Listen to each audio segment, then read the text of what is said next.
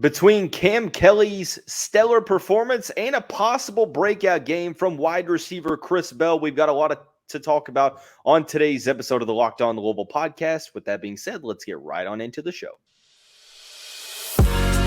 You are Locked On Louisville, your daily podcast on the Louisville Cardinals. Part of the Locked On Podcast Network, your team every day. What is going on, everyone? Happy Monday. Welcome into another episode of the Locked On Louisville podcast. I'm your host, Dalton Pence. Today's episode brought to you by FanDuel, the official sportsbook of Locked On. Make every moment more. Right now, new customers can bet $5 and get $200 in bonus bets guaranteed. Visit FanDuel.com/LockedOn to get started today. Joining me on his weekly appearance of the show, just had a mid-sneeze as I was introducing him. Good friend of the show, weekly visitor, stateoflouisville.com football analyst Grant Mulligan. Grant, what's going on, man? You did not have to announce the sneeze. I made it quiet enough. There's no way they heard it. The listening audience did not know. Anyways, great to be back. Great to be 5-0 going into a tough road contest. I'm very excited. Be there, be loud, Card Nation. Tough road contest. We're at home, Grant. Huh? You said tough road contest. Yeah, that's what we just came from. We just came from a tough road contest. Don't listen to me.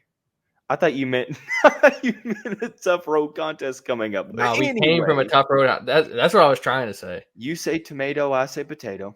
Hey, man. It is what it is. But we're going to talk about some key individual performances from the tough road contest against NC State. Cardinals now 5-0 for the first time in a decade. Back in the AP top 25 for the first time in 10 months? 10 months or so. Regardless, we're going to talk about Cam Kelly's emergence on this Louisville defense. He won ACC Defensive Back of the Week honors once again. Did wide receiver Chris Bell have his breakout game? We're going to discuss it. We'll also talk about veteran transfer Stephen Herron stepping up in the past couple of weeks for the Louisville defensive line. Grant, beginning with Cam Kelly, you can honestly talk about insert player here on the defense and talk about how good of a performance they had on Friday evening. That's how good Louisville's defense was. Cam Kelly was the main star for me on that defense because of the role that he played creating those two turnovers in the third quarter, the interception that was caused by a solid pass rush, but definitely prevented NC State from scoring, and then the forced fumble on Brennan Armstrong, I believe, on the following drive or the drive after that, that allowed Louisville to eventually come back and win. The performance got him nominated or recognized as the ACC Defensive Back of the Week, his second time winning that award in 5 games. Talk about how key his emergence has been for this team. Cam Kelly deserved past 2 times that he's won Defensive Back of the Week. I agree. Fan of the show, Cam Kelly. He made me a promise that he would return to 2021 form, after coming off of an injury-riddled 2022 season. He played through injury, lower half injury, toughness. He's joined this defense. He's back to pre-injury form. He told me he would be, and he has made good on that promise. He's been an excellent player. He stepped up big time with MJ Griffin going down. He's made plays from both safety positions. He's a guy who can rotate at strong safety or free safety, take reps at both. He's a super – this is what we talked about the first time we discussed him when he committed. He's a super versatile defensive back. You can play him anywhere in the defensive and in the secondary, and he's going to make plays. And he's done nothing but make plays for us so far, especially now that he's grown into that larger role with MJ Griffin being out and with other safeties dealing with injuries as well. He showed this. For anybody who watched his tape at UNC, no one should be surprised. He had plays, turnovers, big tackles littered all over the tape, especially that 2021 season. And now it looks like he's back, possibly even better than before, to that form. He's a leader on the field. He's making the splash plays that we need, get the defense off the field. Huge addition. Love seeing him break out. If you're watching Cam, keep balling. Cam Kelly, known listener of the Locked On Louisville podcast. Very interesting. But nonetheless, I think even with a healthy safety room, to have that valuable depth would be key. But with the injury to MJ Griffin, D'Angelo Hutchison also had been dealing with injury. And then you have Josh Minkins dealing with injury through the first portion of this young season for Louisville. Kelly and Devin Neal have had to step up big time. I sort of get, now granted, it's hard to really compare players at the safety position because of, the systems being different. I get Quinterio Cole vibes, man, because of his ability to defend the run, but I also kind of go away from that comparison because I feel as if Kelly is better in terms of pass coverage, but I really see a lot of Quinterio Cole because of that leadership that he brings to the table as well. Obviously, more of a known name coming from UNC to Louisville. But I don't know. Maybe I'm off with this one. But I feel like the aggressiveness in defending the run, Kelly is the second leading tackler for this Louisville team behind TJ Quinn. He has 24 total tackles. Quinterio Cole was a focal point to the Louisville defense in terms of defending the run and having solid tackling numbers, but I feel like Kelly is obviously better in coverage. Yeah, I agree with that point, especially in terms of his prowess against the run. But I think that Cam Kelly is a Swiss Army knife in comparison to most defensive backs. Like we discussed whenever we talked about him the first time, and what he's shown to us so far is that you can slot him in wherever you need him in the defense, truly at the or in the secondary, and he's going to be able to make plays. He'll get interceptions, force fumbles, mix it in against the run. He's definitely not afraid. Just like Quinterio Cole, he is not afraid to get in there and get physical, which is one thing I was really excited about when I evaluated this tape for the first time. When you bring him closer to the line of scrimmage, he's coming downhill. He's diagnosing where the play is going. I think the mental side of his game, it's very clear he's a really experienced player. He's played a lot of snaps, especially in the ACC. He has a great recognition of what's coming, where to be against what run looks, where to be against what pass looks. So I see the comparison to some degree, but I think Cam is a really versatile defender. Like you said, I think he's definitely more plus in pass coverage, but Quinterio Cole was a great player for Louisville's defense, and it's not a bad guy to get compared to Cam Kelly. I'm going to go ahead and say it. I think he's better. Oh, I mean, I think Cam Kelly is better as well. But I think that the tendencies of the way they play were pretty similar. That's where the comparisons were drawn in my perspective. It does beg the question. Now, granted, Braum and company have been very vocal on the point that they are going to rotate guys in and out. So maybe that this doesn't necessarily have a ton of significance in terms of discussion heading into week 6, but it's almost impossible for Cam Kelly at this point, at least, for him not to be playing the majority of the snaps. Looking at this safety room, who's the odd man out at the moment, in terms of starting? Now, granted, like I said, a lot of rotation in and out, but if you were starting 2 of the 3, who's the odd man left out right now? This is just my personal opinion. I'm not saying this to be disrespectful to any of the players at all, but I would go Devin Neal and Cam Kelly. I play Cam Kelly, that's that strong safety role. He can rotate both. He can get reps at both. So you can have packages where you can have Cam and Minkins out. You can have packages where you can have Neal out. You can have packages where you have Armani Watts out. But there's a role, no matter what other guys you've got out there at the safety position, there's a spot that Cam can play. So to answer your question, the original question, my starting group, Devin Neal, Cam Kelly, and then we got Josh Minkins rotating in at the strong safety role. I want to see more development in pass recognition from Minkins. For his experience as a player as he is, I just feel like he gets lost on some routes. But again, he's a great player for this defense. I think it's great to have such a deep safety room with guys who have different skill sets, who have different physical talents to complement one another. So not to take anything away from any of the guys in the room, but as how they're playing right now and what they've shown so far this season, I would be perfectly comfortable rolling with a Devin Neal, Cam Kelly starting safety group. Yeah, like I said, maybe it doesn't have too much weight because all three of them are going to play significant amount of snaps for that Louisville secondary. I now want to sort of turn over to the other side of the ball. Wasn't a great offensive performance. We've discussed that in its entirety on this show over the past couple of episodes. But one of the bright spots was Chris Bell. Did he have his breakout game? I believe he did. And we're going to talk about that on the next segment of the show after we talk about our friends over at Athletic Brewing Company. Your game changer of the week, brought to you by Athletic Brewing Company, was Louisville safety Cam Kelly. Athletic Brewing Company, however, has completely changed the non-alcoholic beer game. They make non-alcoholic beers that actually taste good.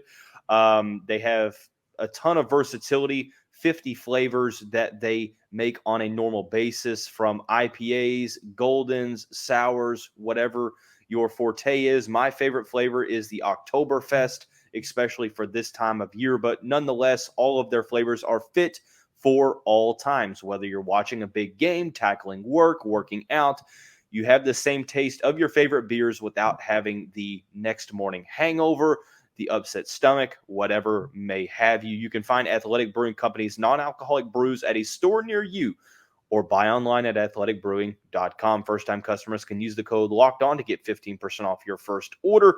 That's the code LOCKEDON at checkout for 15% off at athleticbrewing.com. Exclusions and conditions apply. Athletic Brewing Company, fit for all times. Hey, Cardinal fans, thanks again for making Locked On Louisville your first listen of the day as we head into Week 6. Remember that Locked On continues to kick up our coverage with Locked On College Football Kickoff Live. Each Friday, Locked On will go live from 11 a.m. to 1 p.m. Eastern Time on every Locked On College YouTube channel. College Football Kickoff Live will cover playoff implications, the conference rivalry games, while also going in depth like only Locked On can, including insight and analysis from our stable of Locked On College hosts covering their team every day. Find Locked On College Football Kickoff Live every Friday from 11 a.m. to 1 p.m. Eastern Time on any Locked On College YouTube channel. You won't want to miss it, so be sure to stay tuned. I did not need to throw that. It's force of habit to throw that little name tag up on the YouTube page if you're watching this on YouTube. But if you're listening to this, just forget I said anything. But heading into the second segment with my good friend, weekly co-host of the show, Grant Mulligan, football analyst for stateoflouisville.com. We just talked about Cam Kelly's solid performance against NC State. Let's go to the other side of the ball. Now, granted, you look at this stat line of 3 receptions for 85 yards and a touchdown for Chris Bell, and it's really, it's nothing that jumps off the page, in all honesty, but it was still a career game for the Yazoo City, Mississippi native. And I feel like with the touchdown catch in the back of the end zone, very impressive catch, had some other big-time plays as well. Did you feel the same, that this sort of served as a breakout game for Mr. Bell? While I do think it's a breakout game for what he has done so far, I feel like we're watching him actively start to put the pieces together as to what his game could be. I still feel with him, the best is yet to come. I he do. showed a lot. So, yes, this was a great breakout. This is the first introduction for Chris Bell to the more national stage, or to put him on notice with the rest of the conference. This is the kind of plays that he's capable of, and given more reps, more opportunities, he's going to keep making them. I think if he can continue to develop his ability to track the ball deep, he is going to be a monster. He's got the physical tools. That's what fans have been excited about since the very beginning, since people were watching this tape for the first time, is that he's built like a tank. He's got the ability with his speed, with his strength, with his leaping ability to really take over games especially once he's put it all together. So this is really promising to see that it's not just talk, it's not just hype. I never really thought it would be. I thought it was only a matter of time before he started breaking out. But it's really great to see more guys breaking out as a receiver within this offense. Like Huggins-Bruce, only a week prior, had what could be considered a breakout game for him or a career high for him, in which he had 2 touchdowns and over 100 yards. So this kind of game makes me excited for the future of this receiving room, even beyond the days of Jamari Thrash and Kevin Coleman. Well, Kevin Coleman should be here for a while, but beyond the days of Jamari Thrash, that we have capable guys who are going to be able to take over. And I think once Chris Bell really locks down one of those starting outside spots and he really gets more reps, more opportunities to take over the game, we're going to see even bigger performances than this. We're going to see great contested catchability, deep shots. I want to see him use more in like the short game, let him run after the catch, get him some easy completions and see what he can do with the ball in his hands. But great start from Chris Bell. Love to see him finally breaking out, getting real opportunities in this offense. Great for him. Love to see it. I used to do this, and now in 2023, it's a pet peeve for me to see this. But comparing every receiver over 6'2" at Louisville to Devontae Parker was something that whenever I served as a recruiting analyst for Big Red Louie, who a lot of those guys went on to the stateoflouisville.com, which I am formerly a part of, Jacob Blaine and Presley Meyer creating that site. When I was with BRL, I used to compare receivers of that build to Devontae Parker. I don't really like to do that anymore because that not everybody's going to be Devontae Parker. But what I will do is I will compare Chris Bell to another former Louisville receiver that had a ton of size, that had a very, very underrated ability to have home run type plays. And we talked about that on this show. That is Seth Dawkins. And I really, really, really, Grant, get Seth Dawkins vibes when I talk about Chris Bell. Now, granted, I felt like Dawkins was extremely underutilized at Louisville. You're not kidding. And I think that in Brom's offense, I like, even though this year it might not necessarily seem like it because you have to spread the wealth everywhere, I think that Chris Bell really has that Dawkins-like ability that is going to, I'm not exaggerating, win Louisville some games down the road. I completely agree with you. I had the pleasure of actually getting to work with Seth Dawkins whenever I was with the receiver group at the time. Great dude, great work ethic. If Chris Bell can match his level of work ethic, he can absolutely match the level of talent. Like you said, criminally underutilized Seth Dawkins in the Satterfield offense. Broke my heart. Guy like that, seeping with talent and ability, only getting to showcase it a few times a game. I see a lot of similar traits, both in the size, the ability to adjust to the ball in the air, make the contested catch, make the physical play. I think that's a great comparison. I would love for Chris Bell to turn out to that caliber of player. Hopefully he gets more opportunities than Seth did. But I was going to make, if you weren't going to make that comparison, I was going to make that comparison. But he's a guy who absolutely has that kind of potential, and I hope that he's able to reach. I hope he gets the opportunities. I think you will. Now, granted, like I said, it might not all be this year because, you still have Jamari Thrash, and he's going to command a good amount of the targets, and you have a lot of other receivers as well. But I do think that the best days of Chris Bell's Louisville career are definitely in the future, and I don't even think it's even a debate to be had. But we're going to now flop back to the defensive side of the ball.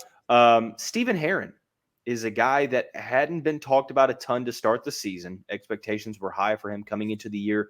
It seems like over the past couple of games, he's starting to play better and better. So we're going to talk about the Louisville native stepping up for the Cardinals defense after we talk about our friends and the title sponsor of the show, FanDuel. Grant, I'm not sure if you've been utilizing FanDuel, but if you haven't, you definitely need to. With the NFL season in full swing and America's #1 sportsbook in full force, now legal in the state of Kentucky. Hallelujah. New customers get $200 in bonus bets back, guaranteed when you place a simple $5 bet. I'm not joking. You get $200 back in bonus bets, win or lose. If you've been thinking about joining FanDuel, there's no better time. Do it right now while you still can. The app is so easy to use, from spreads, player props, over-unders, single game parlays, whatever it may be. FanDuel's got you covered. Visit FanDuel.com/lockedon to kick off the NFL season. FanDuel is the official partner of the NFL.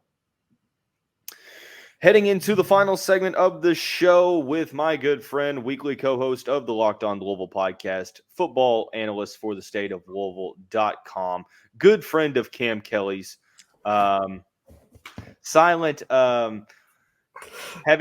sneezes to begin the episode. Do I go on? Grant Mulligan on the show. Glad to have him on to talk some Louisville football. This will be the end of the recap for the NC State matchup. Stephen Herron, a guy that had some pretty high expectations coming into the season, transfer from Stanford, local Trinity High School star, won a couple of state titles with Bob Beatty's team on Shelbyville Road. Herron, through the first 3 weeks, had 5 combined tackles. Over the past 2, 4 against Boston College, 5 against NC State. So even though the sack numbers haven't necessarily gotten there yet, he's still becoming more and more of an issue for opposing offenses, especially running the football. How would you assess Herron's play in the first 5 games of the year? First of all, I don't even want to answer your question after how foul you did me in the recap going into this, but regardless, Stephen Herron, good friend of Cam Kelly's, that is nothing to be ashamed about. Weekly co-host of the show. That if you're ashamed about that, maybe we need to renegotiate terms on the show. You brought my sneeze back up. Anyways, it's a silent sneeze. That's impressive. Anyways. Did you put yourself on mute for that sneeze? No, I didn't. I straight silence around. I promise. I'm talking about, man. I'm trying to talk about Louisville defense right now. Stephen Herron. You're the one who tried to derail the train, dude. Hey, Vance Bedford said it best. Get on the train right now. Get on the train now. I'm back on the train. Okay. You're right. I think he's gotten a lot better as the weeks have gone on. The early weeks, he got off to kind of a slow statistical start, but he still proved to be a handful for defenders. He was able to get off blocks and create an issue for offensive coordinators, and now it's starting to materialize into run stops. We're getting pressures. We haven't seen the sack numbers materialize yet. That's still something that, as a defensive group, I feel like could be worked on. But nonetheless, he's been a great pickup. He's been a fantastic leader for the team. I saw a quote earlier today that as soon as he entered the portal and he saw that Braun was going to Louisville, that it was a no-brainer that he was going to be coming with the team. Having a hometown guy like that with that level of leadership, huge respect to him for giving Brock Travelstead his flowers after drilling the 53-yarder. He's a guy who's not just a leader on the field, but very clearly seems to be a vocal leader in the locker room, which is great to see a guy with that level of games played under his belt, with experience, with intelligence. I think the stats and the sacks are going to come as he continues to get a role on the season, as the defense has to pay more attention to Ashton Gelati, as Gelati's now finally really starting to turn those pressures into sacks, having a monster year. He's gotten better. If you look at his stat sheet, every single year of his career, he's gotten better statistically, which is also due to an increase in snaps played. But I think as we go down the stretch, by the end of the season, we're going to talk about how monster of a pickup this was to get this guy back in the city and in the defensive line room. I think he's been huge for the development of others. He commands the respect of everybody in the locker room. I'm really glad he was a guy that we got in the portal, and I think that the arrow's pointing up. I think he's going to have some huge games. I would agree with everything you said. I think the main thing for me, obviously, the schedule gets tougher here on out for the Cardinals. You're going up against better offenses for the most part of the next, 7 games outside of a couple in conference opponents. But I feel like, here's the thing about it is like you can point to veteran leadership at almost every position. Absolutely. On the defense outside of maybe linebacker, because there's a lot of youth. But even though it's not via transfer portal, they still have guys that are that have been with this program multiple years, just kind of waiting for their opportunity. But I feel like Herron's, I guess you could say, his productivity as it's grown over the past couple of years with Stanford playing against some pretty solid offenses out in the Pac-12, I feel like that experience is going to help coming up in these next couple of weeks as you go against a Notre Dame team with a solid offensive line. I'm not sure about the health of Riley Leonard at this point, but if he plays for Duke here in a couple weeks or about a month, that's going to be a tough one as well. So I feel like his leadership is definitely something that we have to focus on as well, both on and off the field, because it seems like some of the younger guys have pointed to Stephen being one of those leaders, especially from day one. And I think it means that much more with him being from here. You also get to entertain that hometown hero narrative. Exactly. He's going to know what it means to play Kentucky. When we get here to the 25th, Thank goodness, he's the guy man. who knows what it means, what this rivalry means. And that we've been missing that for the last 3 years, which we played last 4 years overall, but only played them 3 times due to the COVID year. But we have a guy who really understands what that rivalry is about, what it really means to hate the blue team down the road. And I cannot wait to see it materialize on the field. I can't wait for November 25th. Finally, man. Finally. I don't like to speak ill will on a previous coaching staff, but man, is it nice for the staff to finally get it. I'm tired of going into that game thinking it's just another game and watching that team play out of their mind, hyped up, and it's just another game. It might as well be an FCS opponent with the way we come out in that game. But regardless, we'll talk about that when the time comes. But that's going to wrap up this Monday edition of the Locked On Louisville podcast, October 2nd. Everyone have a great day. We'll see you right back here coming up very shortly.